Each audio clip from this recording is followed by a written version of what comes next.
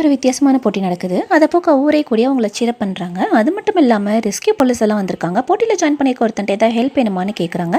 வேணான்னு சொல்லிடுறான். பட் அடுத்த செகண்டே மயங்கி விழுந்துடுறான்.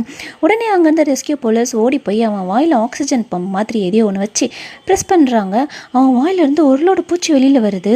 வயிற்றில் கை வச்சு அழுத்துறாங்க. அப்போவும் அவன் எழுந்திருக்கவே இல்லை.